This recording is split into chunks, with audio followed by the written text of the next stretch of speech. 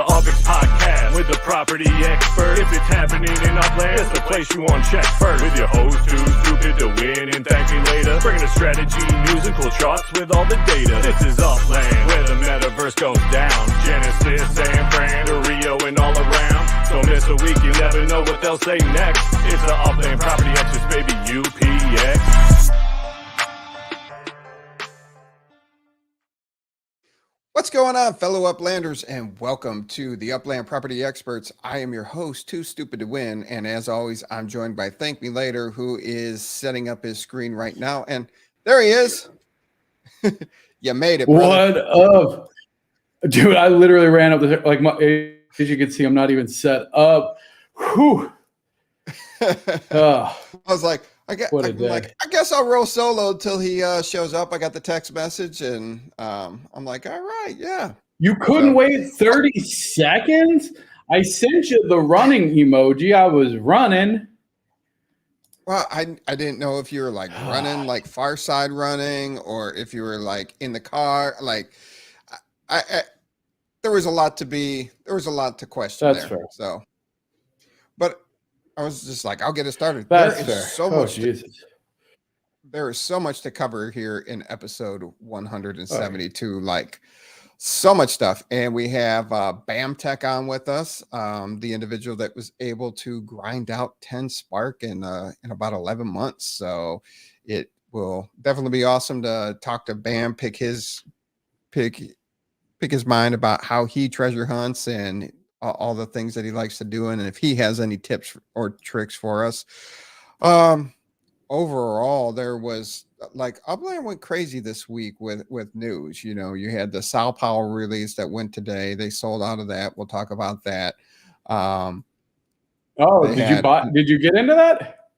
No, I didn't. You know, they got Genesis week to talk about. They have another car sale to talk about.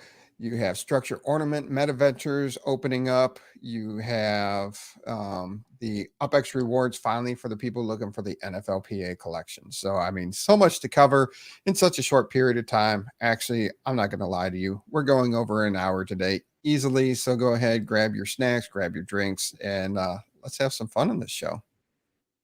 Oh, yeah. Get comfortable, fam. Yeah.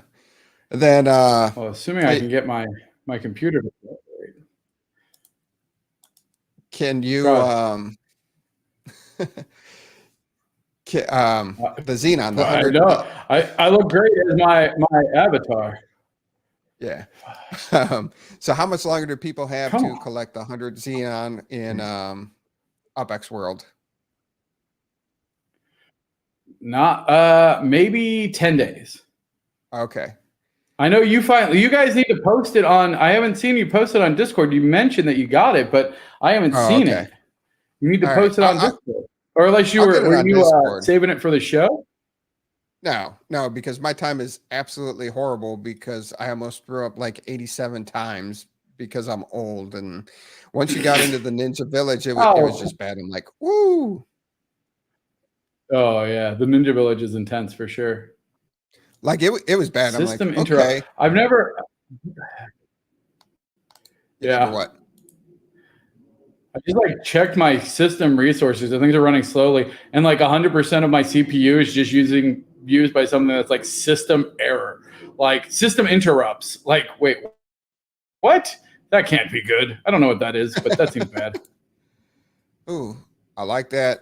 Galactics went in with 13K. UPX came out with 67K 45 minutes before opening, sold 3 properties, and 5 minutes later back to the airport. All right, Shaq, I don't feel as bad. I thought my 41 minutes was bad. But it was bad. I told my wife afterwards, I'm like, I've never felt so nauseated from playing a game before in my life. Well, you're really giving our game a great review. I appreciate it. Appreciate it there, buddy.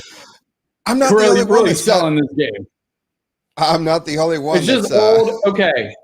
I'll put a disclaimer. If you're an old white guy, warning, you might get nauseous. Yes. So far, only old white guys have complained, aka you and Dizzy. All right. Yep. So wait, is the BAM that's on BamTech? Yes. You don't pay attention. Jesus. Oh, I like BamTech. Hey, BamTech. Oh, wait. No, sorry. I was thinking of D-Tech. I like BamTech too, I suppose. Are you sure? No, I don't actually know who BamTech is. Who's BamTech? BamTech is the guy that grinded out the Spark, just treasure hunting. Oh, yeah. You mentioned that. I don't know why. In my head, I was thinking D-Tech for a second. What? I literally ran up like 4 flights of stairs to try and get here on time. And now my computer is just being dumb. So I'm a little bit like scatterbrained.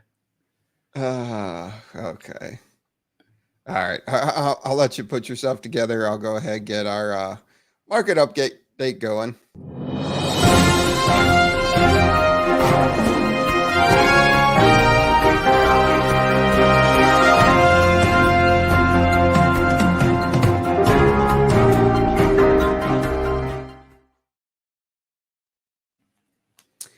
All right, our market update for February 23rd, 2023. And he just left me completely. All right, our top 10 city floors in Upland. Manhattan dropped down below the 90,000 UPX. Rutherford came down. Kind of a down week this week. Nothing too drastic, but some significant barriers. Rutherford came under 50,000. Manhattan came under 90,000 on the UPX floor. Nice. Yeah. Other than that, nothing jumps out the screen. Either Vegas and Dallas, though, jumped 20 and 28% respectively on the US dollar floor. Crazy that Dallas and Arlington are over $7 on their US dollar floor, while everybody else is usually just hanging out right around the $5, $4 mark. I mean, good for them, though. Oh, absolutely. I mean, I love to see it. Hey, there we go. I think I fixed it. Good. All right. Jeez. All right. Let's start out from the top. Let's do the intro music. Let's just redo it, eh? Redo it? Nah, we're good. There it is. The 30-day change, still pretty stable. Nothing to get too excited about over the 30 days. Nope. Looks good. Yep. Oh, Ninja's in the house. What up, Ninjas? All right. Going back 3 months, looking back there, still looking pretty positive. Manhattan's still up 23.6%. Arlington's up 19%. San Fran's up almost 15%. Las Vegas, 17% on the UPX floor. The US dollar floor, I'd call it a mixed bag over 3 months and nothing to get too upset about. No, I mean, I really like seeing the UPX in green because that means, people are doing trades inside. I do think I'll be curious if the changes in the treasure hunting specifically, not just affecting Rutherford and Santa Clara, who I think have been largely propped up by treasure map builders, but also just, I think the UPX exchange rate and the amount of UPX that's being generated because of things like treasure hunting.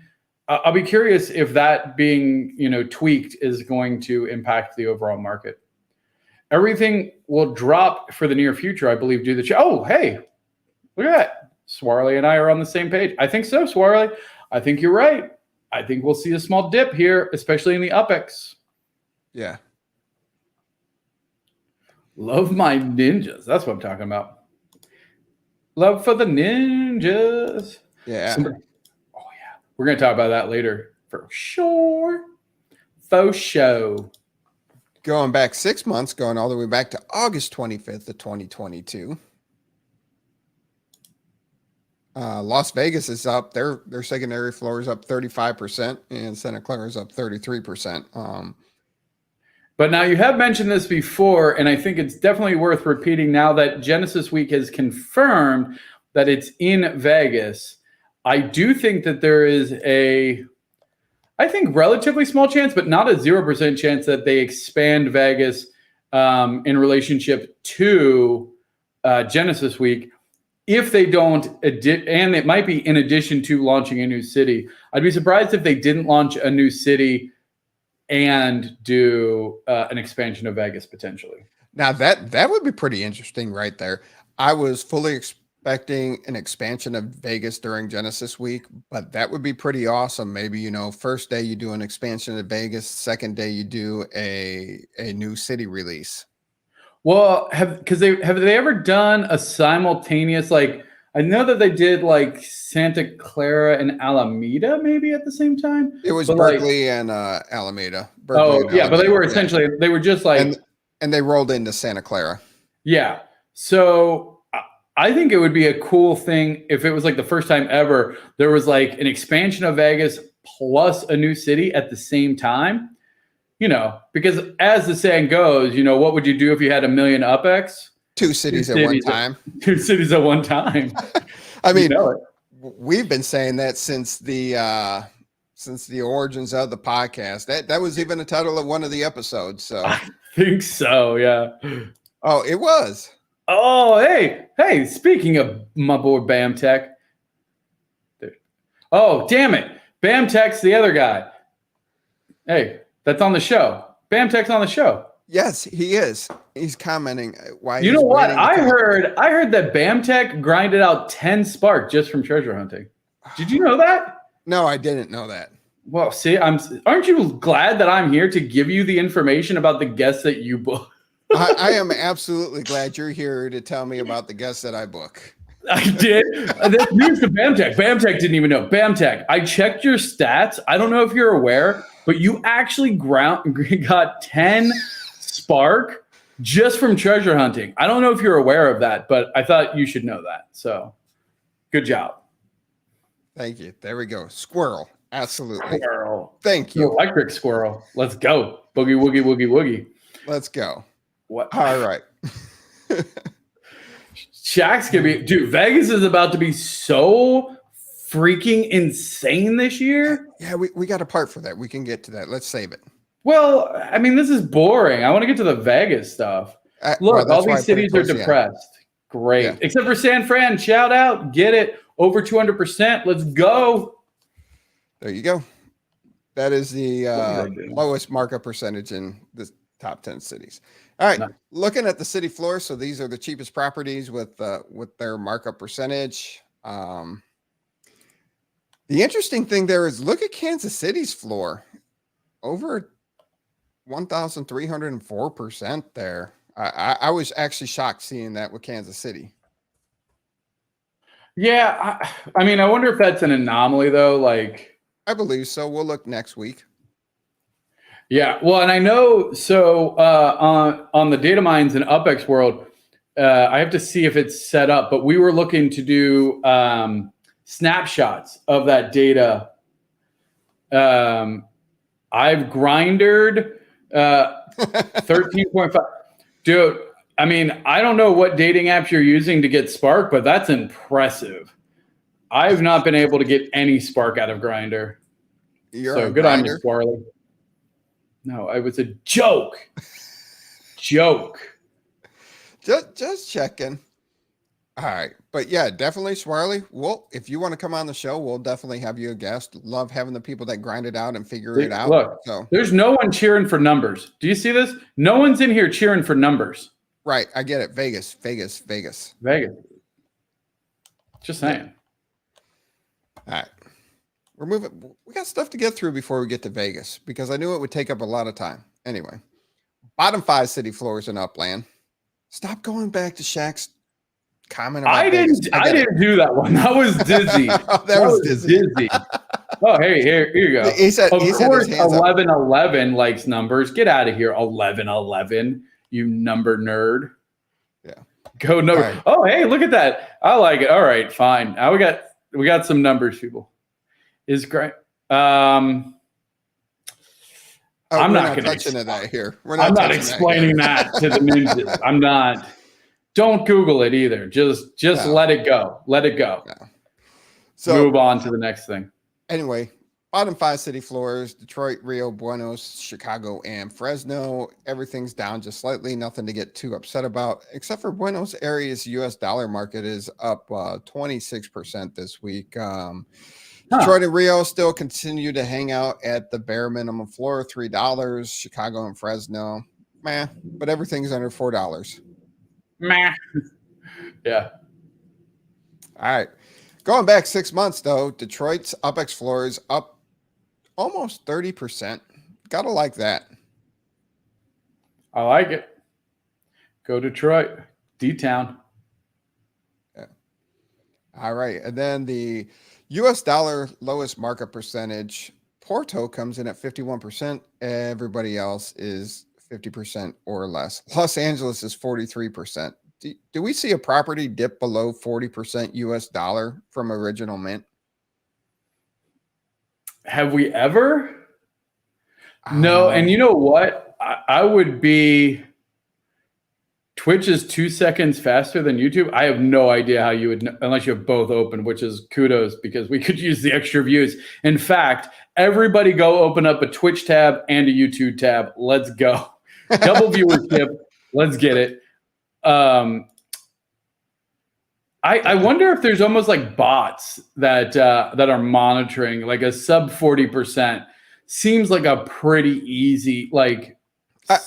I honestly believe that because you had every time a new city's released, all of a sudden all the deals come out on the floor. And I was surprised, we'll touch on this on the release. I was surprised of how few deals were out there compared to in the past. But if you look at the original mint price and then the last listing price and then what they were selling it for, there's definitely bots sniping it. Which, I mean, is kind of interesting. I would be curious, like, well, I don't know that it would be worth it because it's such a low percentage, but, you know, I'd be curious if you put up like, let's say a 200,000 UPX property that you bought for $95 or whatever it would be, like, would it sell? I don't know. I mean, I'm trying to find something. It was absolutely insane what happened. I don't know. I can't remember where I saved it last. But a established 2019 sold for 41,000 UPX yesterday. Oh my gosh. There has been some weird the 2019 stuff. I was looking at that because there was one that had, I think it even had an apartment on it or something. It was nuts. It was a great deal in San Francisco.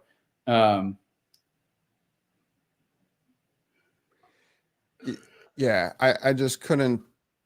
I really couldn't believe it. I saw it, tried to buy it, and it was gone already. But it was like 41,727 UPX, and that was with the 5% fee that you'd had to pay. And that was a steal. Yo, Shaq and Disney, you guys can't flirt backstage. It's distracting to me. There's a private chat you guys can go to. Yeah, you need to take that to DMs. I can't get. I'm already squirrely enough. Y'all are killing me down there. Yeah. All right. Looking at the sold outs, Kansas City actually bumped up 1%. Everybody else kind of chilled out for the week. Oh, we need squirrel NFTs. We need some squirrel NFTs. We'll talk offline. I need some squirrel emotes. Oh, cheese. I need a pixel squirrel. I need a squirrel. I need a pixel squirrel for an emote. And that's a great thing right now, as you mentioned it, as we're trying to get up to 1,000 subscribers, make sure you are liking and subscribing to the channel and telling your friends to come check us out every Thursday night or catch our replays of the show. We would really appreciate that. It's called meta squirreling. Get with the lingo, buddy. So looking at the unminted properties. Oh, are you still talking about the game? I am still talking about the game. Holy I'm trying to redirect. And look here is your suggestion. We implemented it. Shout out to Justin, hooking us up with the percentages of what the sales was of the available properties for the week. So you wanted to know, here it is. You ask and we make it happen. Yeah.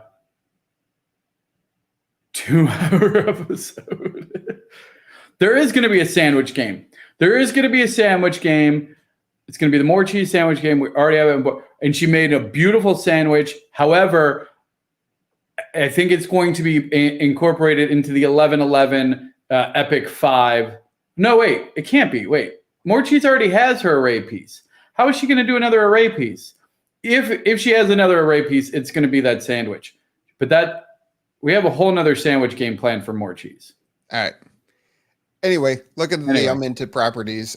Porto was the highest seller at 6%. Everybody else was, pretty low. Dallas was at 2.54%. So, and that's kind of expected this week with everybody saving up for the Sao Paulo release.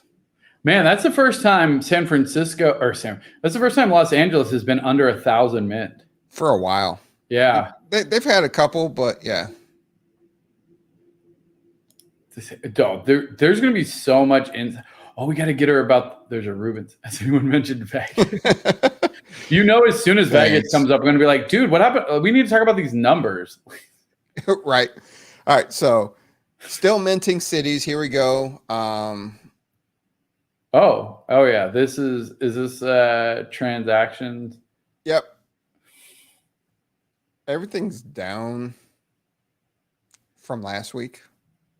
Pretty much, except for the secondary market there. Chicago, I want to know what's going on in Chicago. They were positive on overall transactions, and then the secondary market where people were just going ahead and buying the properties that were available.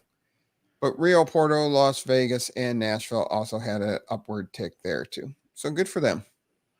Yeah, I mean, I don't think that's surprising with an announcement of a new city. They had the car sales. They had with everything that's been going on.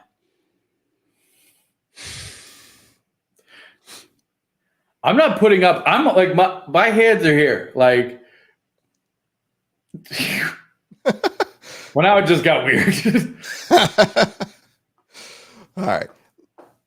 Yes, with the Porto sale, you were saying that or not the Porto, but the Sao Paulo sale. Man, what is Rutherford? Well, again, though, that's not hard.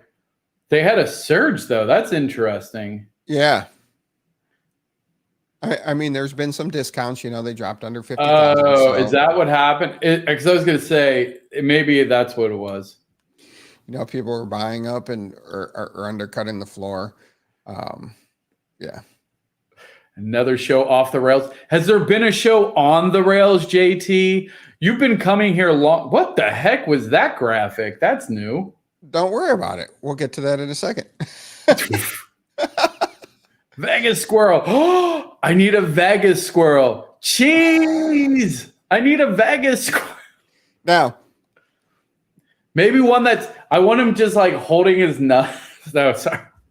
All right. So anyway, before we get into bringing Bam on, I just wanted to talk about your background now. You have Portage Park, Alamo Square. You got a lot of nodes up behind you. You got the XNet going on. Boom. XNet. If you don't know, this is a brand new node network we launched Monday. 6 founding nodes. These nodes. These are some of the biggest, most influential nodes in all of Upland. Portage Park, absolute reigning champion of all things decor. Creedmoor, reigning champions of all things Halloween, and gave Portage Park a run for its money during the 2022 Halloween decorating contest. Even though they were a relatively new node. Alamo Square, literally the first community to ever come together to buy out a neighborhood back in April of 2020. The OG community neighborhood. Hyde Park Ninjas. If you haven't heard about this, you're living under a rock. Hyde Park, LA is absolutely fire. They have an amazing layer 2 martial arts game coming. Speaking of, I don't know if you've heard of this little town called Vegas, but Viva Las Upland, baby, the poker hand node, who's doing Xperts. We showed a demo of that, looking hot. And then this little guy here, you probably don't recognize the Kansas City Castle, aka Citadel. However, it is home. It's the corporate headquarters of UMC, which is the parent company of UCC, among other large brands, and that's the Upland Construction Company. That team is also the ones that run URL, and it is a powerhouse. We also launched. Oh, dang it! I don't have their graphic up here. Hold on, let me see if I can. Here, I'll just do this. We also launched on Wednesday our first member node. Boom, Lake Balboa, which is freaking awesome, run by NFT Architect. And so that is obviously home to Bones Balboa. I didn't want to run a node. It's just been sitting there, but NFT Architect decided to run with it. So he's got a scythe that's being built. He's got a snake train being built. The art and everything for it, it's absolutely insane. And then we have a laundry list of other very well-known nodes that we're going through the vetting process that are looking to join XNet, which is entirely focused on building up a larger network of these communities, and then B, building that into a strong layer 2 with interconnected experiences through UPX World. So yeah, and that logo looks cool. If you haven't seen NFT Architect's art in 1111 NFT Gallery, it's tight. Yes. So one quick question before we get moving on to bringing BamTech on is, what makes XNet different from some of your other ventures that you've initiated and launched, and just making sure you don't lose interest? Well, XNet is a node network. So I've never been I've never run a node, and I won't ever run a node. And so this is more of a community network. It's very similar to existing networks in the sense of we are taking multiple communities and bringing them together. So it's almost supplementary to what we have, because a lot of these are already involved in UPX World. So this was just more formalizing the network, giving other nodes an opportunity to come into and connect with these larger communities and help share resources and build a big vision as an overall community for how we want to build towards layer 2. So it's kind of like the neighborhood community aspect of UPX World. It's going to be the foundation for our neighborhood guild system, our NGS that we're working on. So obviously all of these neighborhoods and nodes, kind of like Skynet. I mean, sure. In the, I guess it might take over the digital world. Yes. Oh yeah. NFTs are, well, don't say that, because I want to win that one. It's super cool. It's like it's this amazing rib cage with like half mechanical, but it's like building architecture, and there's like, it looks like blood, but if you look at it, it's actually like trees and people. It's unbelievable. It's super cool. Actually, there's a lot of great art in 1111 NFT Gallery, so you got to go check it out. Yeah. All right. Awesome. All right. No, I just wanted to make that plug because that's a super cool background you got going on. I know. I had to throw it. I was like, yo, you know what? I got to throw up my boys XNet and represent all these amazing communities who are coming together. Again, a lot of these have operated independently and in their own rights are all fantastic communities. XNet doesn't change any of that. We're not trying to control or dictate or mandate anything to these nodes. It's literally bringing them together. So for instance, if we wanted to pool resources together to do a very large contest, so say, and I'm making this up, this is not happening, say a 10 million UPX giveaway or something insane, no one node would really be able to do that. But if we sourced it from multiple areas and then had the contest, much like a syndicated radio, like where you'd have like the overall, and then every radio station can participate in a much larger contest. So like things like that, I think is going to be really exciting for all of these communities. Oh, absolutely. So, hey, More Cheese, you did a great job on your piece too. More Cheese has stuff up there. More Cheese has a piece. Definitely go check that out. Gotta go check All it right. out. Now, for what a lot of people came here to see is BamTech, the individual that has been grinding the treasure hunting trail for a while to acquire Spark. And it's just not about the UPX, it's all about Spark. So without further ado, we bring on BamTech. Oh, what's up, guys? How you doing?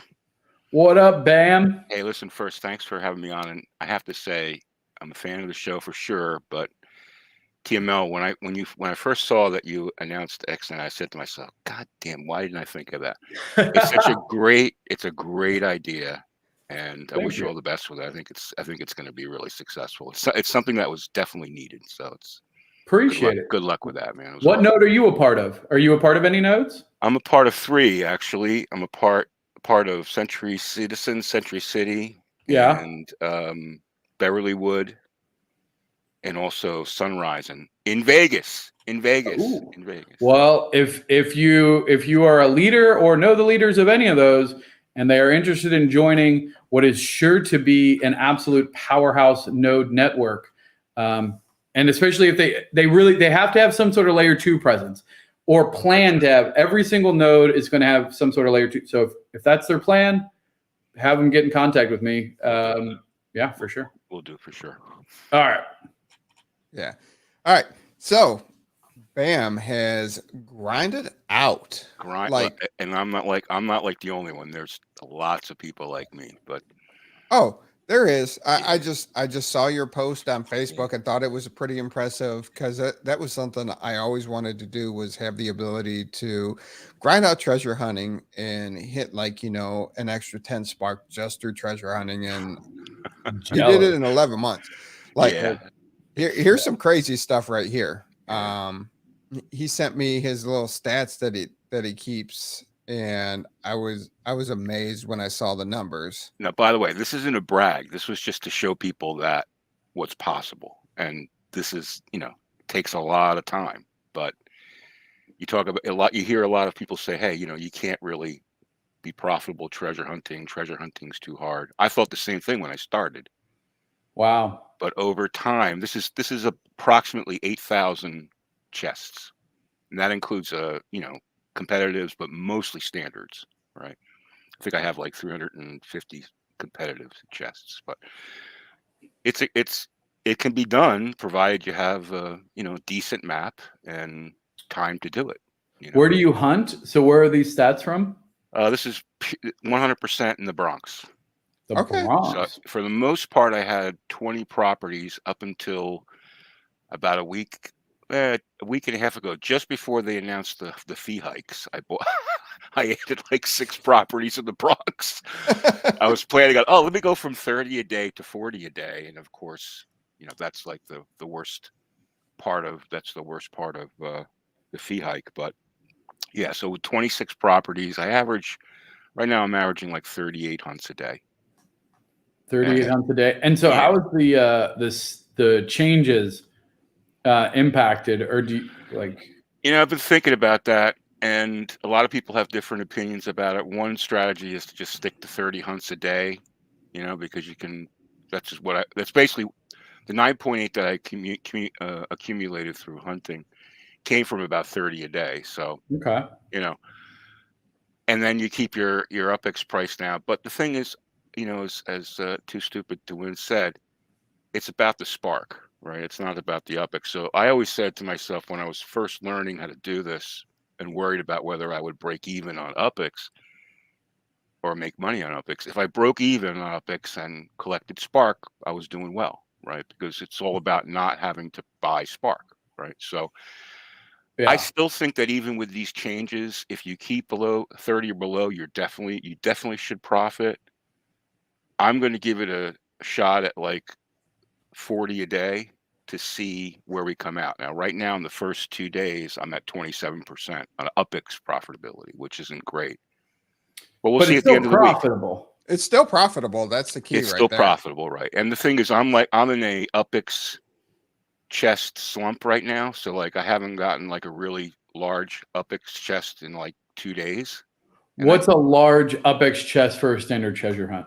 Or well, like 49.50 in the Bronx is like, you know, top is like 6,600. But if you get like a 49.50 or a 3,000, that's a nice, in a tier 2, that's a nice chest, right? okay. So I haven't had one of those in like 2 or 3 days. That happens. You go through slumps. You even go through spark slumps. It's like any other variance gambling. You go through slumps, right? Yeah. So you know, I'm going through an UPX slump. If that changes, then it could quickly pop up to 50%, which is 40-50%, which is where I usually am. Okay. Yeah. And what made you decide on the Bronx as a tier 2 city, knowing that there's greater rewards in a tier 1? Yeah, that's a great question. So first, there's a couple of things that I looked at. One was I wanted a real symmetrical city that I could, because it's all about this knowing the distances. Like if you want to be successful in hunting, people ask me what to do. What's the most important thing?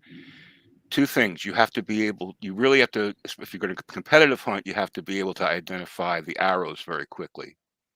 Second thing is you have to know your distances in your city. So like to save sense. So if you're in a city like Rutherford, where you would start, not very symmetrical. It's easy to gauge, but I don't know if it was a larger scale like Queens. Queens is like really large, so it's very difficult to kind of like gauge distances, at least for me. I chose the Bronx because it's pretty symmetrical. You can see where the borders are pretty easily. And I knew it was like 12 kilometers north to south, and like I think it's almost 12 kilometers east to west. So I could build a map in there that was, you know, was strategically placed properties so that I could spot distances quickly. I looked at San Francisco too, but properties were too expensive there. I mean, I would have loved to set up in San Fran, but it was just too expensive. You know, I bought the 20 properties in the Bronx for like 420K, something like that. So, Nice. you know, that wasn't that tough of an investment, right? So it just seemed like the best place to go. That's interesting. Yeah, go on. I was going to say, June has has a practice where he goes to the same properties. If he goes to the northwest in the city, he hits the same property, northeast, same property, same with the southeast, southwest. He always goes to the same property, and then he knows the distance from those properties with what he's seeing on the arrows. Yep. Do you take the similar approach to it? My approach is a little different. I have a video on it. If you go on my YouTube channel, I have a video on this. I have a little series on like a 7-part series on getting started with hunting, and one of them is distance. Linked below. Yeah. So what I did first was the first property I bought in Bronx was right smack in the middle of the city, right? Yep. The second one I bought, I went on Google Earth. I mapped out the Bronx. I figured out the distances. And I found a property that the second property was 2 kilometers south of that first city. The third property was 2 kilometers north of that city. And I continued to build like a square of 2 kilometers, right? So this way, when I zoomed out, I can instantly know the distance, right? Because I know everything's 2 kilometers. And then from there, I've filled in gaps from there, but I know where those, like the prime properties I've purchased in that city, so I can very quickly assess where I am and where I need to go. Nice. Yeah. Now, are you a phone hunter or are No, you a desktop hunter? No, desktop. A phone, you can't. The other thing I do is I have a 14:4 monitor. I know east to west on my monitor is like 1 kilometer. If you hit the chest piece, right, which is the first zoom level, you hit that chest piece. Yeah. I'm 1 kilometer east to west on my monitor. I'm 600 meters from top to bottom. Jeez. So basically what I took a screenshot of that, and I went on Google Earth and I mapped it out and I figured out what the distance was. So you get, it just gives you a quick, because distance is everything, especially in competitives. You have to know the distances. That's how I'm able to do competitives in under 30 seconds because I can, once I get in and I see a red, I pretty much know where the treasure is. That's what's really important for people to understand, because I see hate all day long of, oh, it's bots. I'm like, no, it's people that understand how to do this. Yeah. Like, if you like, yeah. So. Here's how I try to explain it to people. So treasure hunting is gambling, all right? But there's two pieces of it. The first piece is finding the treasure, and that's a skill like poker or like counting cards and blackjack. Finding the treasure is a skill. You know the distances, you know the indicators that you're getting. If you have a decent map, you should be able to get to red like within one send. In most cases, if you have a really good map, you can get to red with no sends. What? Yeah, because you mean send spent? Yeah, without any send spends, right? Oh, okay. Send fees. Sorry, I mean send fees. Gotcha. Okay. Right. So you get the zero. You get the red with a zero spent. From there, if you know the distance of your monitor and you've mapped it out, 2 at the most should get you to the treasure. Now, here's the other thing that a lot of people don't realize. The discovery of a block explorer in treasure hunting is oval. It's not circular, right?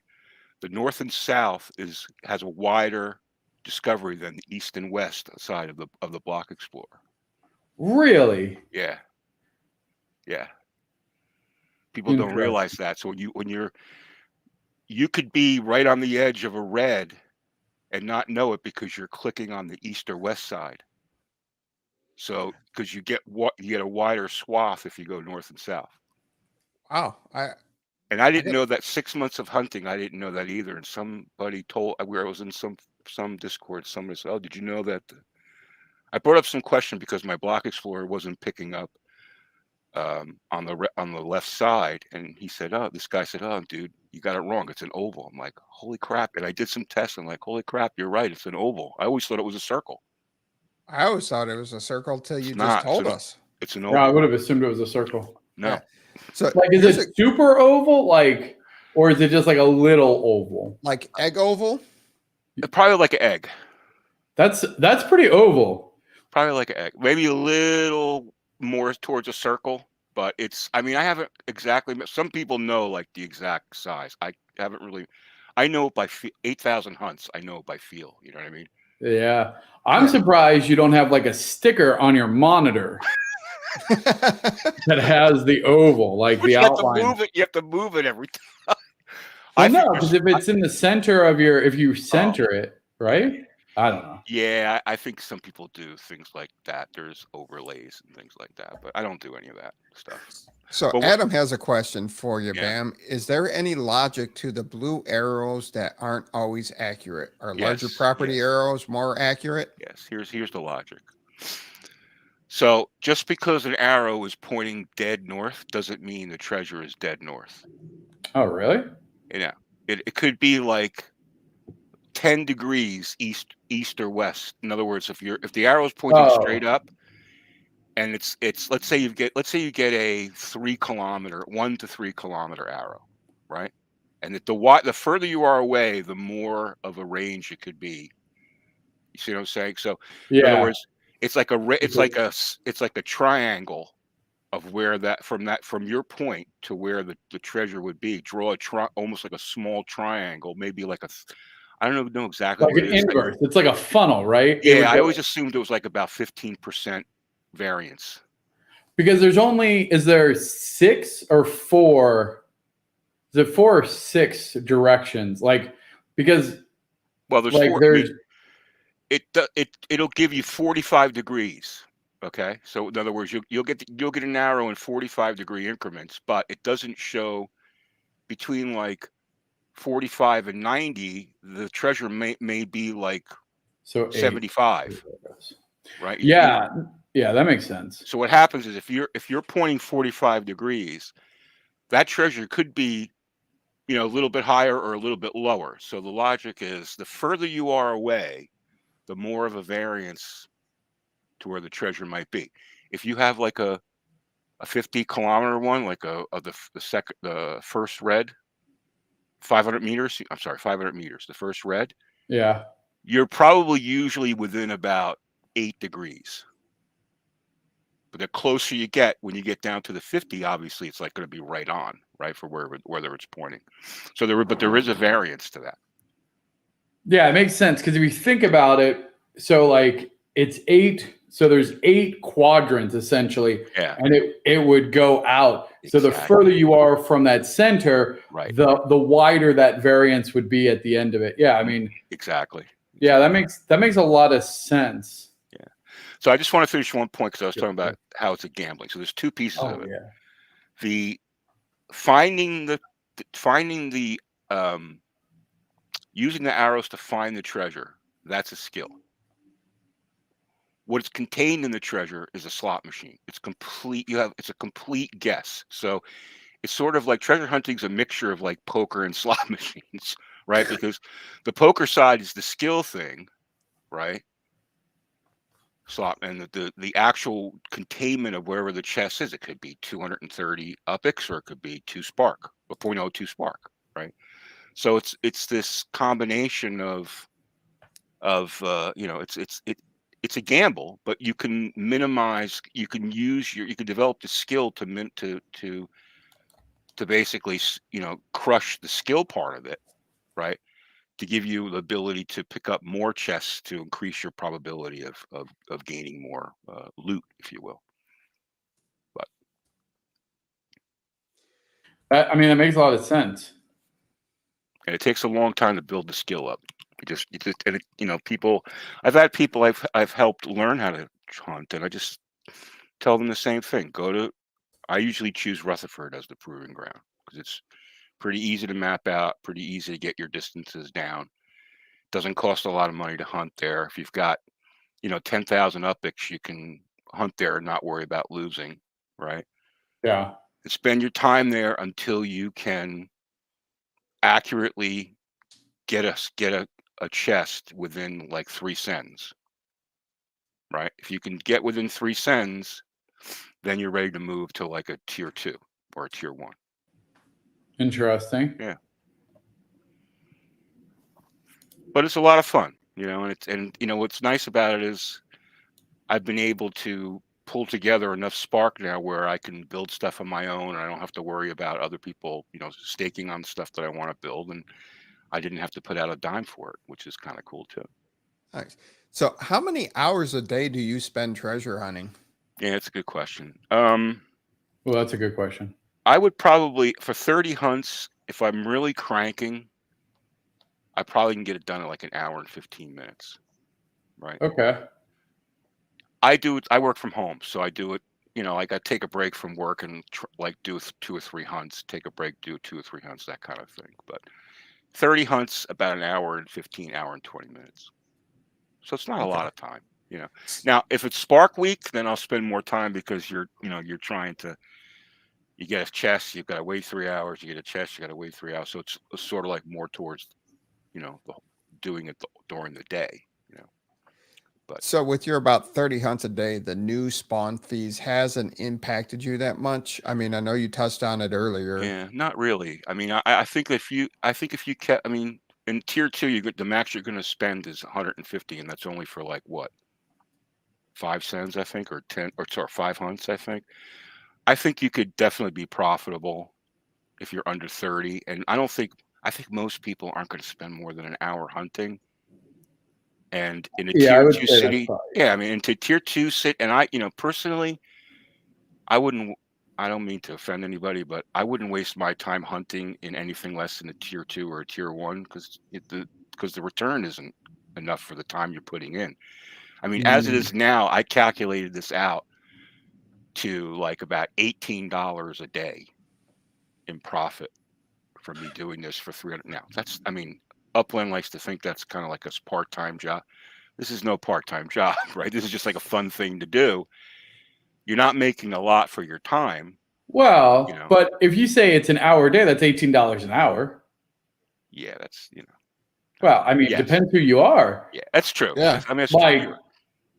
for It's me, true. that, you know, for people that have, you know, maybe you're, but like if you're in college, if you're That's doing true. like, hey, Yeah, that's true. I mean, if you could grind out between $15 and $18 in an working hour, that ain't too an hour and a bad. half. Yeah, it's not. I guess that's not too bad.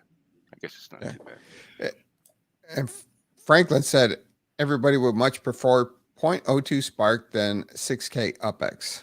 Agreed. 100%. Well, that's like saying I would prefer a $50 bill versus a $5 bill. Like, yeah, Yeah, exactly. no, thanks. The Spark Thanks is, for the great reporting there, Franklin. yeah, we hunt for Spark, and UPX is the bonus. That's basically what it is, you know. But it's getting more and more competitive. I mean, I could tell you that, like I said, I can do sub 30 competitives, and when the last time the competitives rolled around the Bronx, it was not easy, man. There's some great, I don't know, you know, listen, there's some great hunters, and I think there's some great hunters using some assistance. Let me just quote in quotes. Let me just call it assistance.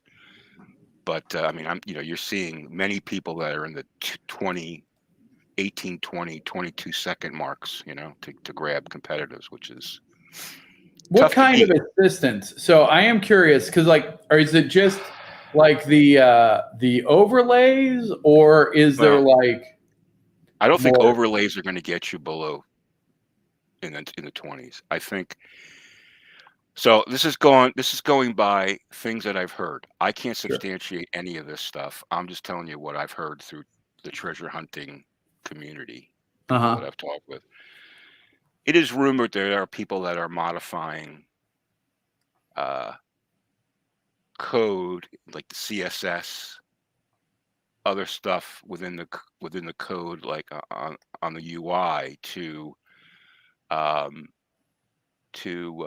limit animations, to make things move faster, to you know, Oh, those like, sort. yeah. So they're doing like DOM manipulation, like on the client side. Yeah, I'm not. Listen, I'm not. I haven't written software in about 25 years, so I don't know. You know, but I know that there's some really it's rumored that there's some very, very talented college kids that have done some pretty cool stuff with the UI to give them animation advantages. So if you can quicken up the information that you're getting from the UI, you can quicken up the time that you can find a chest. Right? Gotcha, but it's not automated. So I do want to clarify. Like, have you heard anybody who has like an auto bot that's just like that does the clicking for you and finds it for you, or is it just like we've been able to strip down the UI, so we are just way more efficient than anybody else? We don't have the I animation. can't. I mean, I understand software, dude. I can't understand how anyone would be able to write a bot that could find a treasure in a competitive hunt. Yeah, I just don't think. I don't think it's that automated. But I think that it is possible for people to modify the UI, because the UI is in Google, is in Chrome, right? Oh yeah. Or whatever. So I mean, you can modify the UI. So I think that kind of thing is happening. Plus, you know, you get like a 4090 GPU that's, you know, and a super fast monitor. So you're, you know, like it's like typical gaming. You're speeding up the information that you're getting from the game so that you can act faster. I mean, how to it's like in like COD and like Fortnite, those people that run those super systems are always going to have an advantage, right? Do you feel like that's unfair? Do you feel like that qualifies as cheating or breaking TOS? No, I don't. I don't think it's, well, if you're modifying the UI, I haven't read the TS in detail. I'm not sure if that's against the TOS or not. Oh, that's true. I don't know about. If you're cranking, if you have a cranking gaming PC, like with like state of the art liquid cooled everything, that's not cheating. That's basically, you know, giving yourself an advantage through hardware, which I don't think that's cheating at all. If you're modifying code, I think that fringes the word of cheating. Gotcha. Yeah, I would say things like Autobots, definitely. If there was a way to just know where the treasure was, sure, that would definitely be cheating. But how could that? I can't understand how that's possible. I don't think it is. I don't think it is. I think you're right that there is probably just people that are so efficient that have stripped it out to where it is very streamlined. Yeah. I mean, put it this way. I can do it under 30 seconds, and I have a 1080 Ti with a reasonable CPU on my computer. I don't have a kick-ass gaming computer. I have a decent one. I don't have modified UI. I can get it within 30 seconds. So if on my shitty system, I can do that.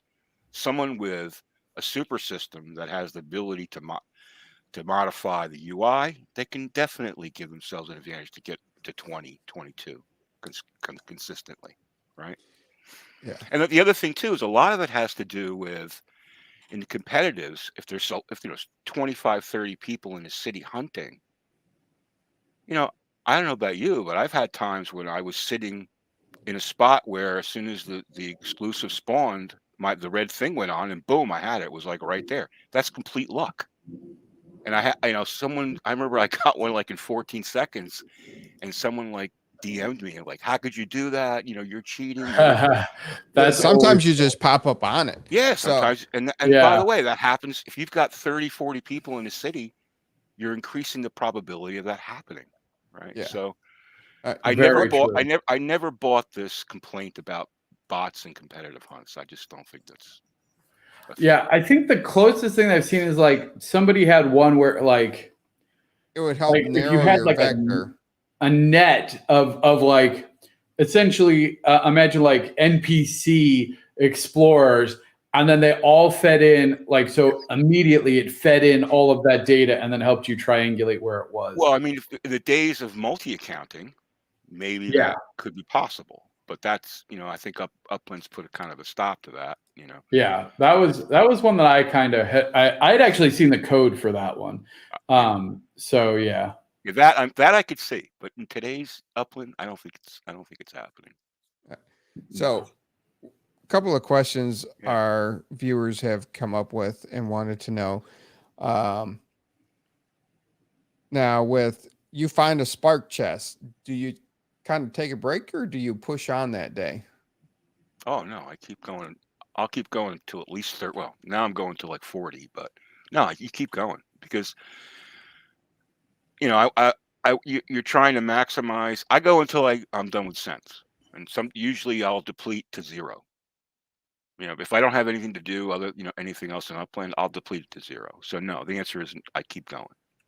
Okay, for sure. And then, if you have, what are your opinions on the visitors that get into the competitive hunts and rank? Yeah. It's hard to say. It seems sketch, right? Because they don't, it seems like it could be a multi-account because, they're visitors. They don't really have any experience.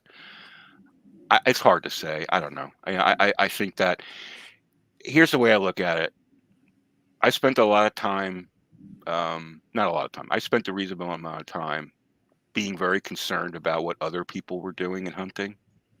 And I came to the conclusion that I have absolutely no freaking control over what other people are doing in hunting. So all I could do is control what I can do in hunting. So I just worked on building up my skills to the point where I could get competitors below 30 seconds.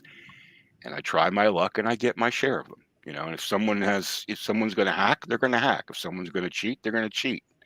I really can't control that, but it's possible that's happening for sure. And then another question is, someone's mentioned that there's pixels where the treasure is hidden may have a different color for the people with the high-end graphic cards and all that. Have you come across that in your treasure hunting circles or any talk about that? This is the first time I'm hearing that, but I tell you what, tomorrow when I hunt, I'll be looking for it. No, I don't think shenanigans. That sounds like an old wise tale. I can't.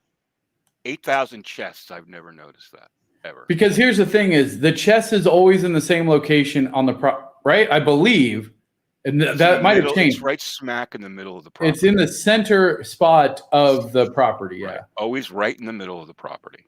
So it's always the same spot. Yeah, so it would be very obvious, I feel like. And I think that's something that Upland devs would pick up. You would think. Well, we're not going to comment on that. But I mean, yeah. Yes. Okay. No, but we really appreciate the insight that you brought to us, and we really appreciate you coming on. I mean, it's been great talking to you. You got any more questions for Thank Me Later? Yeah, I do. So I was talking to another treasure hunter, and they said one of the things that they do is that they actually leave spark chests up to give them an idea of like where they spawn. To like, I don't know, is that a thing that people do? Is that something you've ever done where you don't collect the chest so that way it kind of like creates a heat map of treasures? I mean, it's a good question. I've seen people do that. I don't do that. I will tell you that in 8,000 hunts in the Bronx, I have a reasonable idea of where things tend to spawn. Yeah. But I have to believe that the code is using RNG, a random number generator. So I think that the reason why they're spawning in certain areas is because it's just random and it's just variance and it just happens to be. Yeah. You can actually, is it UPX Land? Probably UPX World. Is what you want to say here? Oh, sorry, dude. One of them has like a heat map where you can see like the last 2. Oh no, we don't have that. Sorry. Sorry, dude. I didn't Not yet. Yeah. But Land has this. I'm not sure if they still have it. A heat map where you can see the last 200 chests. So I would say if you really are interested in that, just look at that instead of slowing down the UI and having all those chests all over the place. Yeah, I didn't understand. It seemed weird to me. Yeah. But I will tell you that, and I've talked to other folks about it, that certain cities, it seems like chests tend to spawn more in certain areas. Yeah, we saw it when it originated in San Francisco when it's still stuck on my Google Maps. I don't know how to get rid of it, but like one of the original people that created the heat map from San Francisco treasure hunting, it's still stuck on my Google Map overlays sometimes. Actually, that's funny. That's cool. Yeah. No, but that's awesome. I mean, over a year of hunting. Yeah. Well, and if anybody wants to get started, just check out my YouTube channel. I've got like this, like I said, seven. If somebody has a link to that, or actually, Bam, put it if you can link it. Send me the link. I'll put it in the description for the episode, so they can definitely come check out your channel through our channel. Yeah, and the one I appreciate that, and the one that you really want to watch is the one on distances, because that will change your life as a hunter. Well, make sure you give us that link then. Yeah, I will. I definitely will. So, and actually, I do have one final question because I want to transition into a segment that I didn't tell Too Stupid that we were going to do, even though we're already at time. Okay. When you're doing this, what are your feelings on send fees? So, like, thank you for asking that. So, you're welcome. Do hunters a favor. Put your send fees down to like the minimum. No. Let me be very clear. Do yourself a favor, because I'm going to blow some effing minds here in a second. So do yourself a favor. So I wanted, like, that's what I was curious, because I wanted to confirm with a treasure hunter, like you actively, like, especially for standard, I would imagine that you would hunt for lower. I tell you what you do is when you're about to go to it, when you know where you want to go, you will probe around 3 or 4 properties, because you got plenty of time, and you will find the lowest send fees. And if someone has like 100 UPX send fees, you mentally give them the finger and don't go on their property. Okay. And I'm going to show you. And Abdullah has every one of Abdullah's properties is 20 UPX. Thank you, Abdullah. There you go. Yeah. Good. And I'm going to show you why being greedy is actually the worst gameplay that you can do. And I will. I'm gonna. Ooh, what he said. It's usually what. Yeah, that's what she said. Now we got. Yeah, what he said. I like it. Nice one, Shaq. Not the same. You're pushing it. I'll say. This is what I'll say to that. I used to think, oh, let me say, especially when I had no net worth. Oh, let me put my send fees up so I can build up my net worth. No one came to my property. As soon as I lowered everything to the minimum, I started getting tons of people on the property. Lower your send fees to the minimum and you will get more people. You're better to get 5 at 20 than none at 100. Yes. So in fact, well, since we have you on here, I guess I'm going to show this because I collect my stuff every once. Oh yeah, we'll get to Vegas next week. I told you it's a 2-hour show. It's a 2-hour show, fam. Get comfortable. So check this out. So I have a property in San Francisco, One Borica, and it is boring. Here it is. It's right here. Nothing distinct. It's a corner property, which is always nice because people are attracted to corner properties. I mean, but look, there's how many corner properties right here? Yep. Like this is nothing big. However, and I'll say this: when you go here, you can only see the days. Look at this. I had 8 sends today, and then it tops out because it only shows 10. Right. However, on UPX World, with you can actually get the entire send history. Oh, nice. And nice. So what I want to point out here, so like, and in fact, I actually found a bug in it because it caps out. Like I can't even I have so many send fees that it actually caps this out. And so this is 25. It's the lowest. Here's some other ones in the neighborhood, and you can click around in other ones. Hey, here's our buddy Dizzy. Let's see what so his is at 30, only 5 more. His last send was December 20, Christmas. Somebody gave him a Christmas gift. Good job, Booster. Let me tell you why this is happening. Because there is an add-on that people are using. Yeah, the taco. Yeah, exactly. So here's what I want to show you. And this is, to me, a potential game changer in a value proposition. So this is a 7,600 up square cost. It nets 92 UPX in interest a month. I get on average, let's just say 8 cents a day to it. Hell, let's just say 5 cents conservatively. That means I'm making 100. I'm making its monthly revenue every day. So when you think about that, so if you times that by 365, that means that this 7,000 UPX property makes 45,000 UPX a year, which means that it has a monthly revenue of 3,800 UPX plus. Now, if you then do the little math to say, well, then what? That means that this earns as much as a 300,000 up square property, which means that if I sold this, if I had this property for sale for 200,000 UPX, I would actually be losing money, even though, isn't that insane? I think that this is going to be, for me, it's a massive game changer. And once we start pulling this data on a much bigger level, finding areas that are have huge areas of overpriced, buying one property in the middle of that and setting it to the lowest fee will garner you insane revenue. None of these neighbors, and again, here's my neighbor right here. In fact, this one has an airplane on it. So now they actually, the last one, January 1st. Look at this. It's true. February. Wait, yeah, February. This is and it's nothing. The only reason why anybody goes to a property, and this is in San Fran. This is in San Francisco. Is they're hunting. The only reason why is the only person. Yeah. 4 visits ever. Yeah. So the only reason why you're ever going to get a send on your property is from a hunter. Okay. And that hunter is always looking for the lowest send fee. Team Up paid 8 visits. Well, what about the history of that? The profits will drop. No, I don't know about with less treasure hunts being done.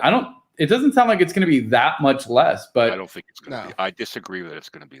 I think it's designed because there was probably people that were grinding it for 20 hours a day, which would be very difficult to do unless you had a like a perpetual map, which means that you can get treasures with less than one send. Well, there's two guys that are in the 380, 390 range that I saw today, a day. Wow. Which to me is, and it's on 5716 data has this daily leaders chart. The top guy had 393 hunts in a day. The next guy had 376 hunts in a day, and the third person had 117. So those two guys are, if you calculate it out at 2 minutes a hunt, the 393 guy was hunting for 13 straight hours without a break a day. Jeez. So it's definitely assisted, right? Or like multiple people helping out, probably. Do you know their name? Yes, I do. What's their name? The first one is Expedia. Oh, really? I feel like they've been around for forever. Yeah, they got a lot of spark. They've been hustling. They've been grinding. That's what I wanted to see. I wanted to see how much spark they had. 85. Well, I can't read it. Yeah, 89. Okay. Yeah, and that's how for much treasure is that? hunting. So this is why they did that, by the way. So if you're one of the people that are doing 30 or 40 and you're griping, it's not targeted toward you. Your game should be really minorly affected. You might get slightly less profitable on your UPX, but overall you're sparking everything. This is insane. But there's only two people that are doing that. The third guy is 117 today, which is reasonable. Okay. I mean, I think that the worry was that if more people started doing that, because there's been a lot of talk of how profitable that is. And I think I don't know. I'm sure that there was multiple things that went into it. And they probably just don't want people to be doing this. Congrats though. Good job, Expedia. Yeah, let me make sure I'm pretty sure that's the dude. Yeah. Oh yeah. Yeah. Expedia is one of the top grinders and he does over 300 a day. I've seen it from multiple people. Yeah. 393. Wow. Does he not have did he sell or does not have a director's block Explorer? I'm curious. Don't know. Anyway. Oh no. But that's interesting. Right. That's great info on UPX World to have. I'm looking for. I'll check that out for sure. Yeah, and then is that in the current release now? Is it out now? Or yeah. UPX.world. Go check out. Well, in fact, so here, if you go to UPX World, that particular feature, because I mean I'm on UPX World already. But. Oh yeah. So you can go see it, and then you can actually see as well what people are spending. I'm nosy. Ooh, Expedia minus. What the hell is this? Micro houses, get it together. Large showroom. Wow, 1800 Avenue of the Stars, though. That's pretty cool. Yeah. All right, maybe. All right. Townhouses. Anyway. All right, BamTech, thank you so much. You've given us a lot of insight into treasure hunting. Great information. Love it. Swarley to 129. We definitely want to get you on. If you want to come on, send me the DM. But yes, Bam, thank you so much. Make sure you send me the link so we can post that in the description of the show today so they can check out your channel. And really appreciate it. Hang out backstage. We do an after show if you have time, because I know your wife thinks you're on a podcast about Monopoly. Yeah, she does. Oh, yeah. Thanks, guys. I appreciate it. It was a lot of fun. Appreciate it. Yeah. Thank you. All right, everybody. Thanks, Bam. And definitely check out his videos, and we'll talk with him soon. All right, you done playing there? We got like another hour of a show to go. What? I was just looking to see if there's any new movers in Chicago. Damn, I didn't know Dizzy was so hard in Chicago. I guess I did. Yeah. Anyway. All right. What's up? City Hall update. Were you excited? Oh, dang, I meant to go check this out. I saw it. Do they? And I know with the chat channels, they're a little bit better about it, but I do feel like there's still like pop-ups that like when I'm just trying to do something, I'm like closing everything out. And then like I saw this and then I forgot, and my ADD squirrel brain is never going to remember to go back and do it. It like at first I was excited to see what they were going to roll out with it. But then it was just kind of like, meh. So So what was it? So you can still get your Block Explorers there, but you'll also be able to apply for your Metaventures there. So for the Block Explorer shops, the outdoor decor, the ornaments, and all that stuff.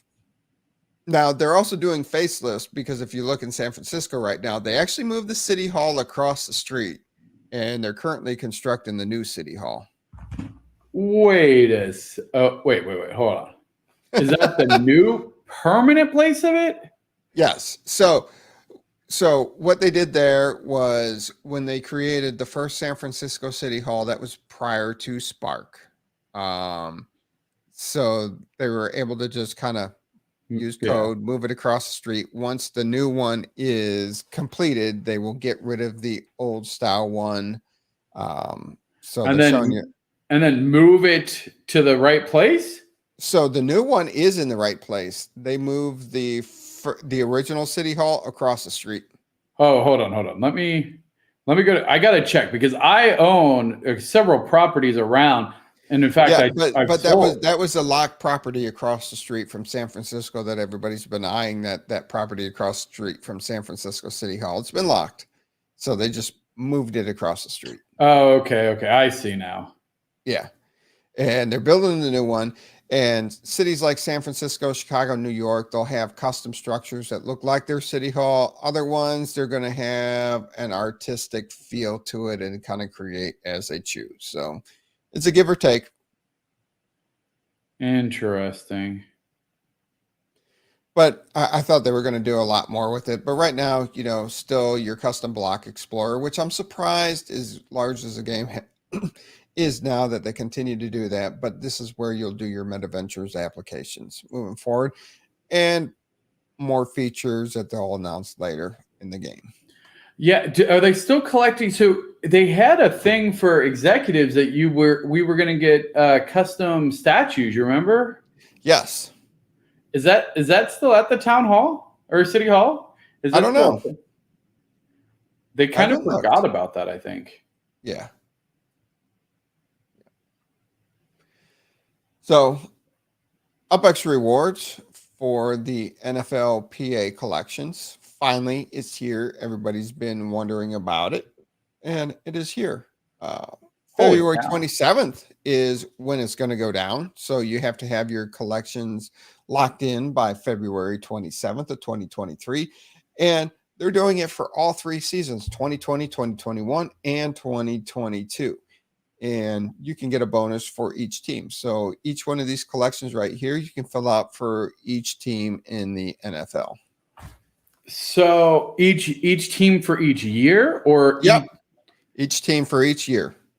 So, and how many teams are there? 32 teams? Yep. So has anybody done the math? I haven't. But the bigger collectors are people that are heavily invested in the game and they already have a huge UPX return. So I have a feeling some of the bigger collectors are going to be upset with this is the reward. From what sense? Just that they seem to have anticipated bigger things from the NFLPA. And they're just getting a bunch of UPX that they already have. So it's just more UPX that they have to spend. Yeah, but I mean, we knew that it was going to be UPX. So what the heck? People complain. Well, that's silly. I mean, complaining that it's UPX, like they were never going to give people USD for it. Right. Times 32 times 3 seasons. So in theory, you could get, over 7 million UPX if you completed all of it for everything, which again isn't great. I don't like the one time. So it's like a snapshot. So on February 27th, if you hold these collections, this is what you get. Yeah. Yep. Now, and the ball hog's hard. You have to have two game balls from the same team. And then from the same year too. Yes. Same year, same team, two game balls. So, oh man. But I mean, that's, Yeah. I mean, 35,000 is a nice little chunk. Fire. I don't even know. So you go to NFLPA legits, and then you go to collections. So do you think that they'll do this like multiple? Because like here's my biggest gripe about any time any NFT system does a like specified snapshot for a single time payment or a single time reward is that it will there will be a value rise until it'll peak at February 27th and then immediately plummet. right. Like, because that's how all of these things work. It's cyclical, and I don't like it. Yeah. Oh my gosh, how do I even figure out how to do this? And the interesting thing is it just wasn't the essentials. You need a couple essentials and you need some mementos. So you had to be buying on Sundays. There's no peaking. It's been It's all plummeting. Oh. Yeah. A lot of people are just like happy about it. Interesting. Well, that's unfortunate. So in your opinion, and Dizzy and really anybody, what do you think outside of them just giving passive? Because I thought it was going to be passive income. I thought it was going to be like, 100 UPX a month for as long as you held it. That's where they started. It was going to have a monthly earning, and it never came about. Well, what if they do this snapshot every month? What if at the end, what if the last day of every month they paid this out? So for what people paid for these, this is about equivalent to a send fee. That's fair. So what NFLPA structure ornaments coming soon? What does Upland need to do, or what needs to happen for the NFLPA legit to really regain some value? And open to the community to answer this, or anybody really. I mean, in my opinion, it was the ability to have these players have interactions with us, them doing autographs, based off of the mementos and having them come out. Some of the stuff that they promised early on, you're not seeing the autographed legits that they were talking about. Oh yeah. And then a functionality, the triple threat. I liked what they were trying to do with the triple threat, but they kept having issues. So yeah. And you don't need crafting, just like Dizzy said, you don't need crafting, do some fantasy games with it, be able to build teams, be able to build leagues. It would be fun. Gotcha. Complete this. Let's see. What is this? Authentic. Own 3 mementos. Oh, you have to. Geez, oh, Pete's. Is there an easy way to figure out which things you have? No, you got to go one by one. Slow, painful process. Yep. Oh my gosh. Yep. This feels like an opportunity for a community created tool. Yeah. Wait, why the hell? Oh my gosh. I don't like any of this. We'll talk about that later.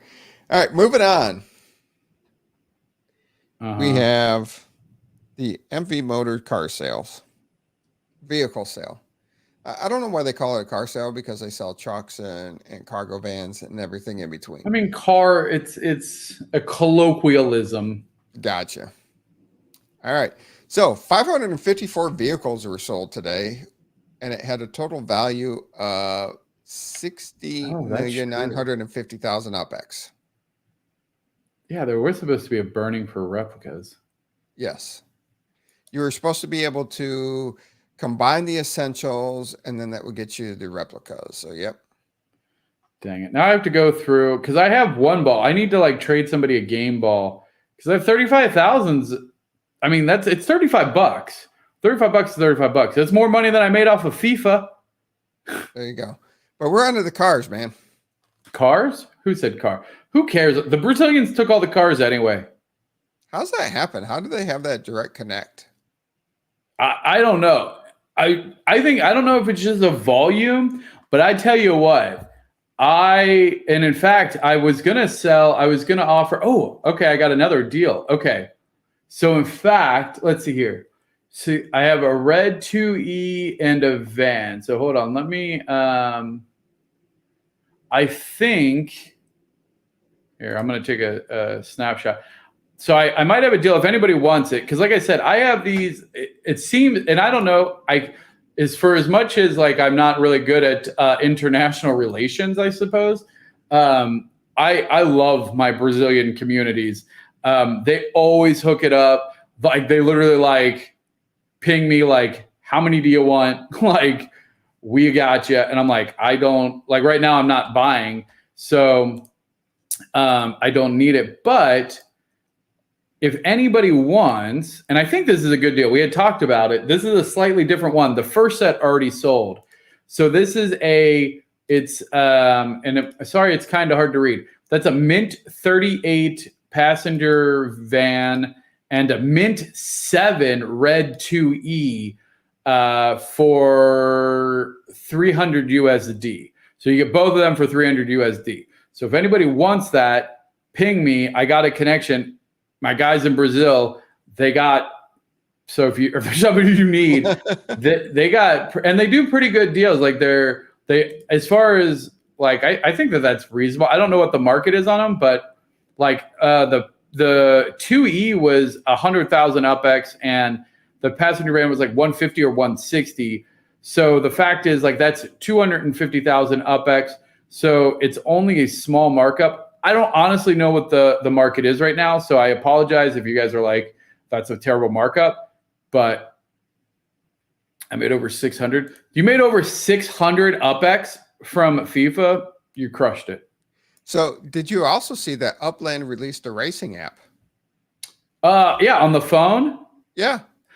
Yeah, I tried it. Cause I actually joined one of Dan's Twitches the other week. And he was doing races and I tried to join on the app, but the races were really weird. They were super delayed and weren't synced very well. So like if you weren't on the PC, like you weren't going to get in to the public one. And they have like all the old races and stuff. It's really weird. Yeah.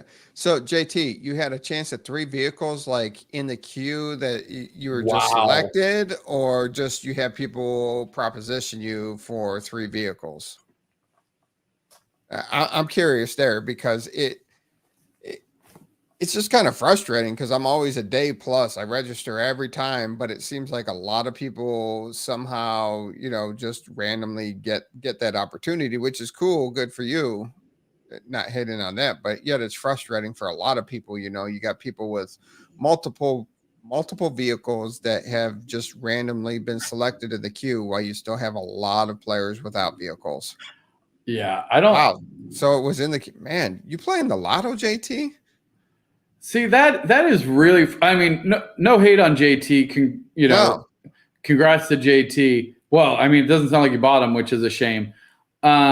But like, I really don't like, I don't know why it's not more like the Mementos where you get into a singular queue. And I really think for the cars, they need to make it, at least for the types, like where it's like you're bidding on a 2E or you register for a 2E and then there's just one queue for all the 2Es. Because the fact that some people might get 2 of those when there's plenty of people that just want 1, I think is ridiculous. I really don't like that. Yeah. Never close. Yeah. I mean, the terminals are even rarer, right? Because like that's, that's even harder. But absolutely. I almost bought a car. Well, that was almost the story, Usinate. Thanks. I love you, Usinate. Yes. All right. Moving on.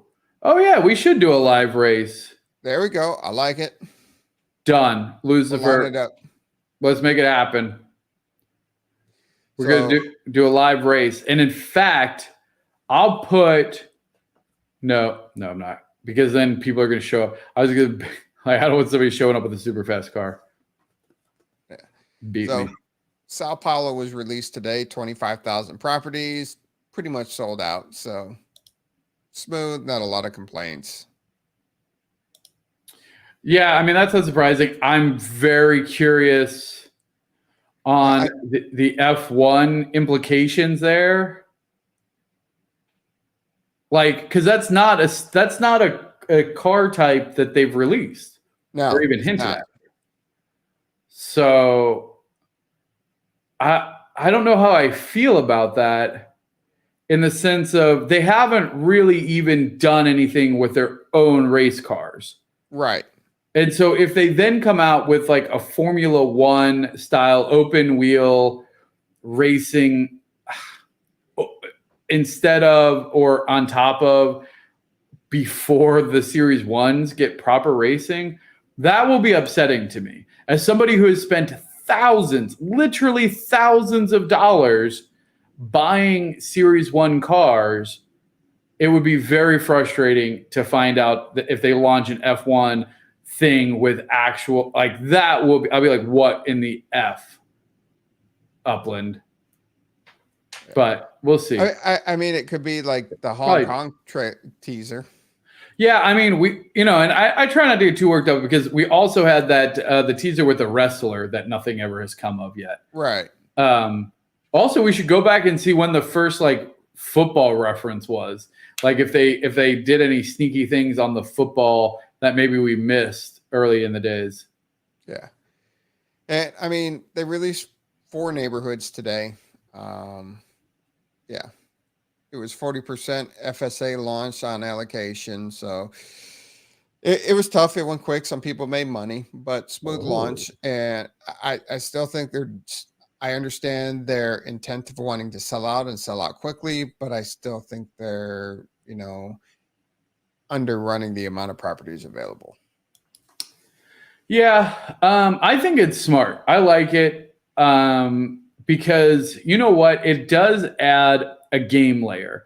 So that means every initial city launch is a mini game. It is a more important event because we've seen even in this chat, like people who know the game, much like treasure hunting, are able to make some pretty quick UPX in those quick markets. And so to me, I do like that element of kind of, it feels very like other NFT projects, right? So if you're familiar with other NFT projects, when they launch, it's like a 48-hour, it's not even, it's a 24-hour dash. Like sell it out, flip it, go to the next thing. And so I do like that sense that you get.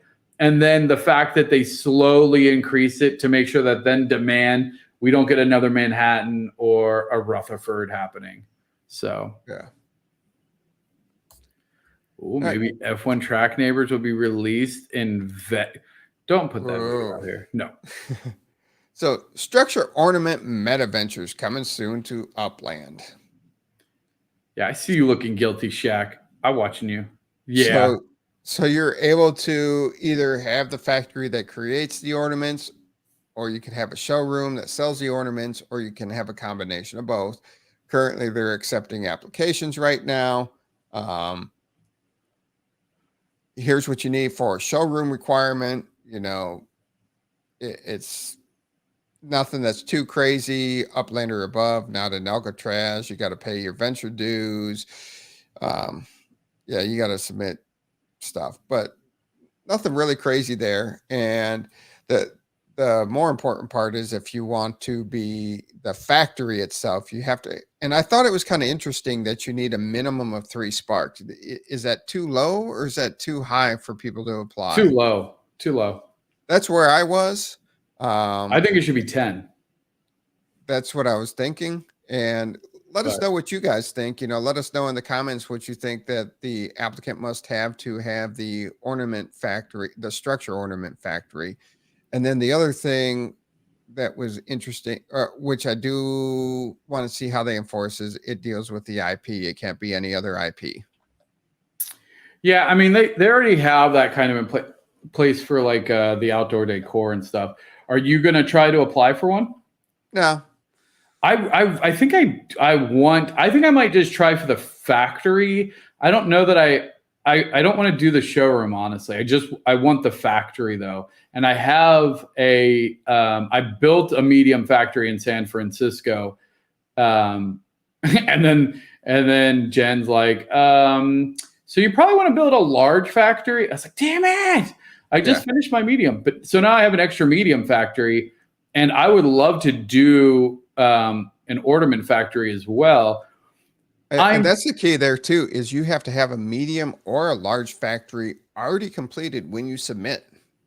Yeah, and which is interesting. I mean, honestly, you can go to UPX World and just do a sort you can do a property search for a medium or large factory and get them for probably pennies on the dollar.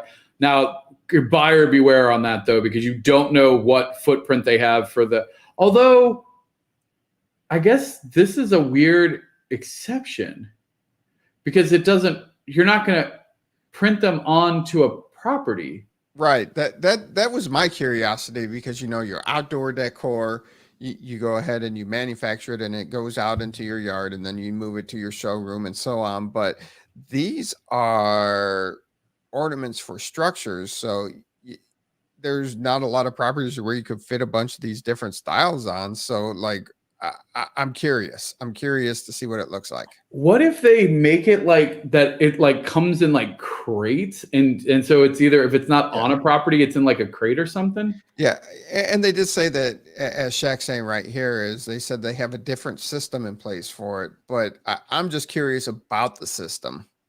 Yeah, I am, and this is another reason I said don't go building a bunch of factories and showrooms yet. We don't have enough information.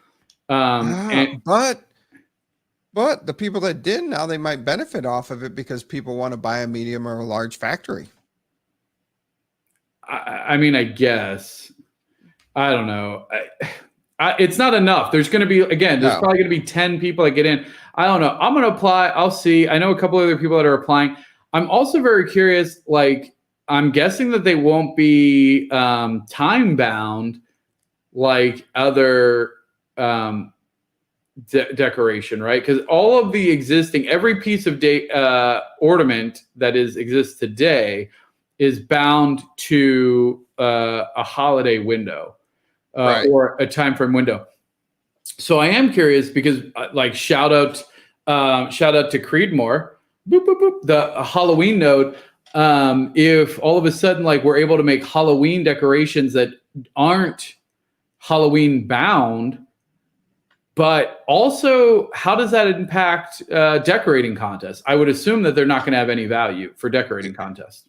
And then that was my question there is, will Upland still create ornaments for the holidays for these contests? 1,000%, a bajillion percent that's still happening.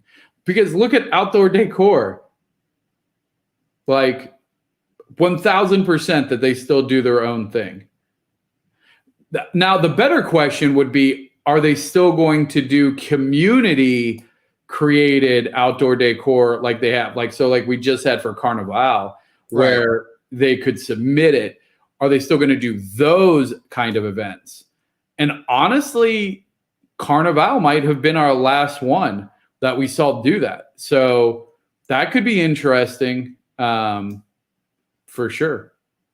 Yeah, I agree. I was wondering that pretty much would kill the contest like that because everybody else is going to start hitting up the manufacturers and working out deals that way of providing designs or whatever, or these designers getting their own factories. Yeah, but again, I can't imagine that they're going to have any value in decorating contests.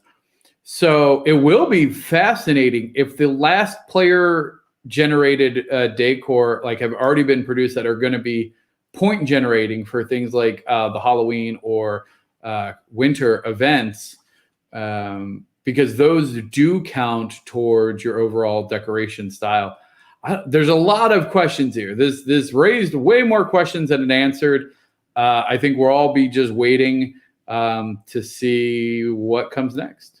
Yeah, and let us know your thoughts in our comments below too. So, yeah, absolutely.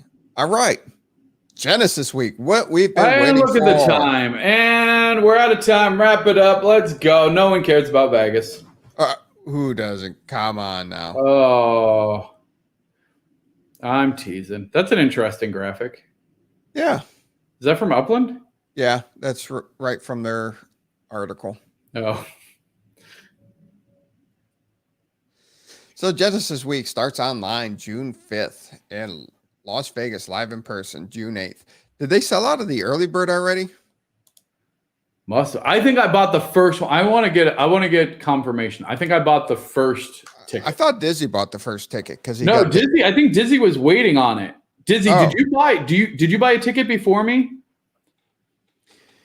Don't wiggle your fingers at me.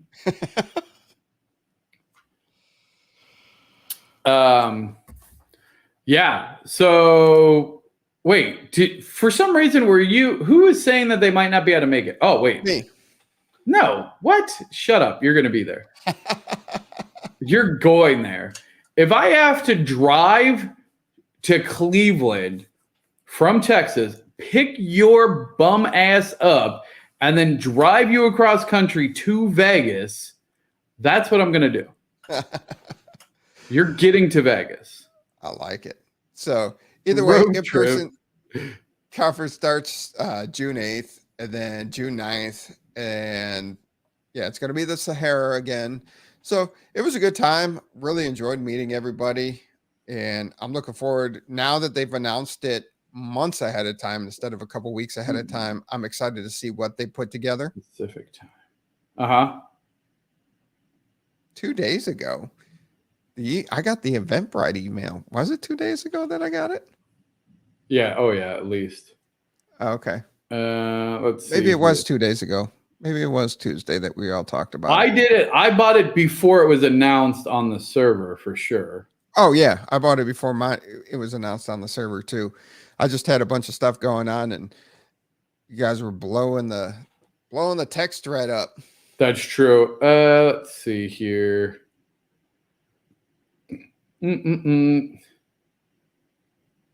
Let's see.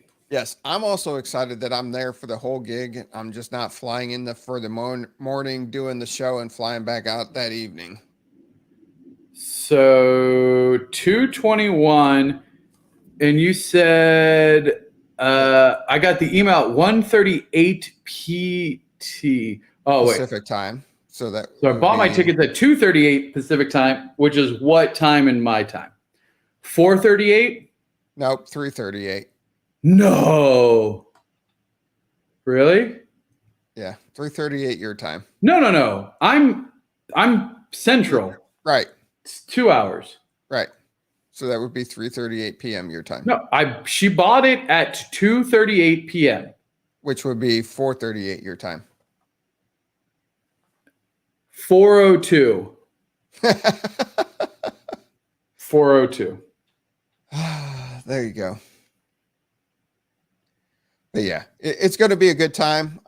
It's great to put faces to people's names, and You don't own the Genesis ticket. You shut your mouth. I own you don't even know. This is riveting.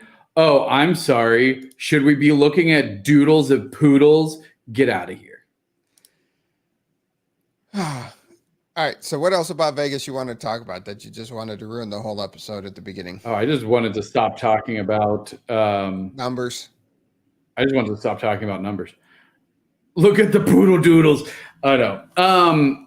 So here's a couple things. If you eating noodles, cheese, get on that. I want poodles doing Squirrel, doodles while eating back noodles. To the show. Right, focus.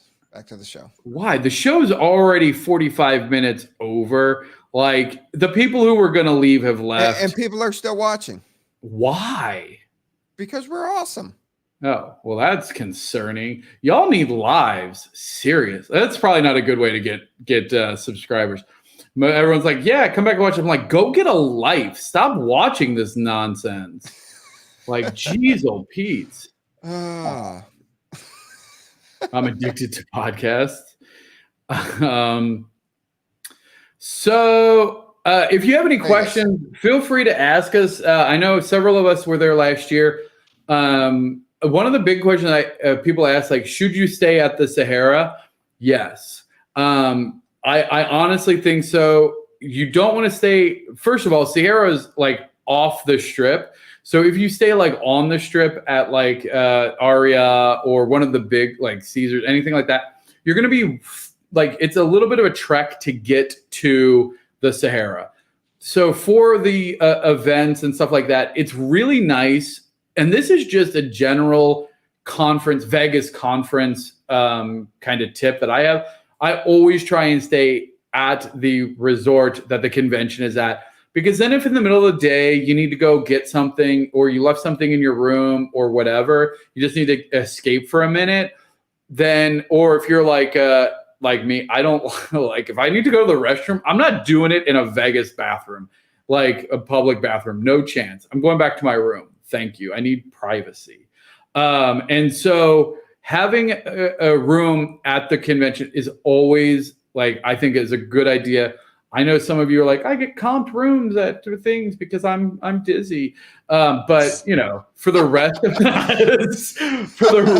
us, you know, I think it's, oh yeah, Cheese can vouch, because like Cheese and her husband were hanging out with us at the hotel, and like we were shooting craps till god awful morning, like in the morning, and then like it was like, okay, I'm gonna go hit this elevator and go to bed, and then they had to like hoof it across or get an Uber or something. So any chance you get, I would say stay at the Sahara. It's not a bad hotel, honestly. Excuse me, ice cream? I think you mean gelato. How dare you, Cheese? Jeez. Anyway, so no, Vegas Live is a great time to network. You know, you meet a lot of people that you might have talked to on Discord, and then people are just hearing everybody's background story. And then you meet a lot of people that we see Upland staff in Discord. You see the interactions, but then I met a lot of people that work for Upland that I had never even heard their names before that night. So that was also pretty cool. Yeah. I'm curious if they're going to do like another hackathon, or like last year they had several of the NFL team members there. Yes. It was cool to be in a room full of nerds that were mostly too scared to talk to them, except for an inebriated TM in a wife beater who was like, I'm going to go talk to him. Oh, Jesus, bro, chill. Yes.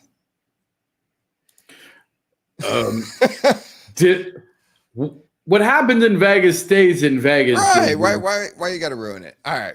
So if you have the opportunity to make it at Vegas, definitely check it out. The early birds, I'd like a confirmation. I believe the 75 early bird ticket, was it first 75 people for the early bird price. No way that's still available. Let me check. I'm going to go check right now. What the hell else was I going to say? Oh, I cannot guarantee this because I don't know. It feels like it's going to be happening very quick, but I would love to potentially, we'll definitely give away some free passes to Genesis Week, as far as like pay for your ticket, your like entry.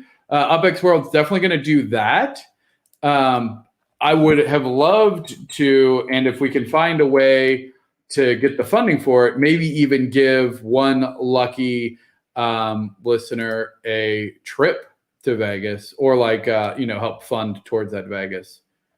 Let's see here. Early bird's still available. I wish I would tell you how many are still left. Yeah. Well, I don't know if you can only order 3 at a time, or there's only 3 available. But I can only add 3 to my cart. So I don't know if that means there's only 3 of them available, which is interesting. Even from Australia, that's an expensive plane ticket. Well, no, so it would be like most contests, it would be like up to a value. So like, I don't know, if it was like $500 towards your flight or something. and then you get to, and then you have to room with me. Like that's like we're gonna do bunk beds in Vegas. Let's go. Win a room with TML. I feel like there's liability there that I don't want to have to deal with. But yeah, get your tickets, $85. Honestly, it's not the $15 savings you care about, by the way, on the early bird.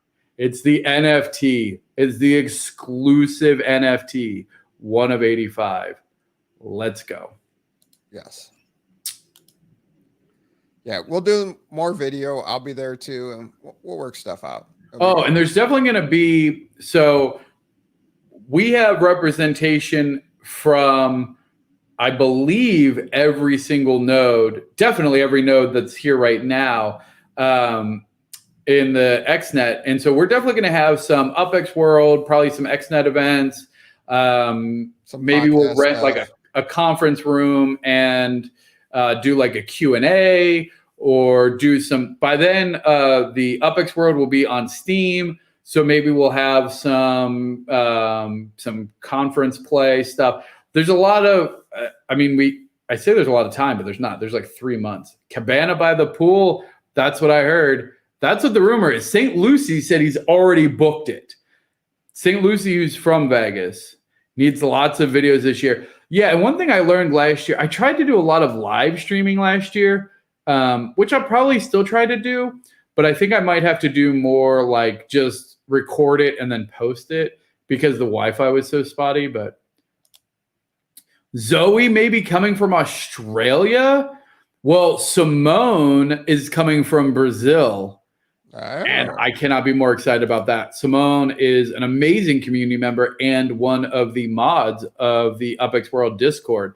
And she is super cool. And she has confirmed that she's going to be there. So nice. You did a great job lecturing. Oh, thanks. It was super fun. I did like walking around. It was funny because there's like 2 people watching, but everyone's like, oh my gosh, this guy's live streaming. Like there's like, it's to like 3 people right now. Like I'm not one of these people.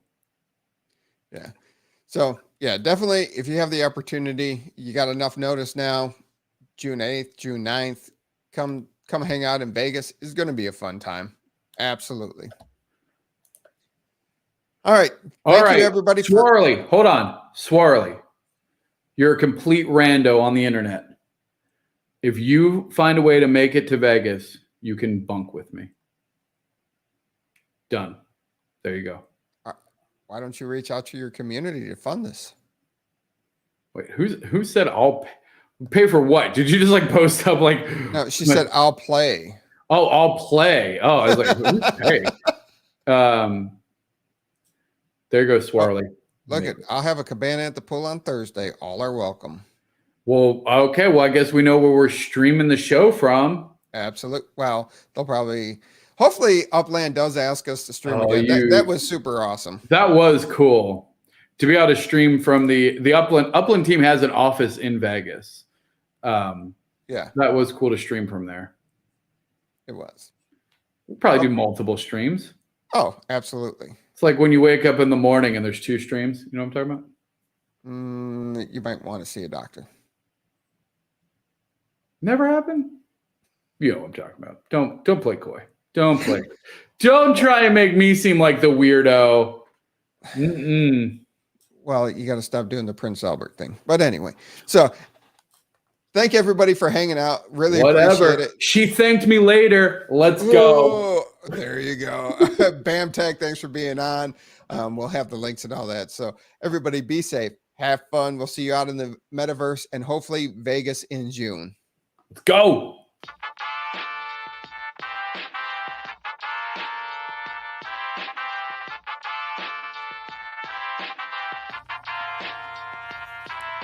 The UPX Podcast with the property expert. If it's happening in Upland, it's the place you want to check first. With your host who's stupid to win and thank me later. Bringing the strategy, news, and cool charts with all the data. This is Upland, where the metaverse goes down. Genesis, San Fran, to Rio, and all around. Don't miss a week, you never know what they'll say next. It's the Upland property experts, baby, UPX.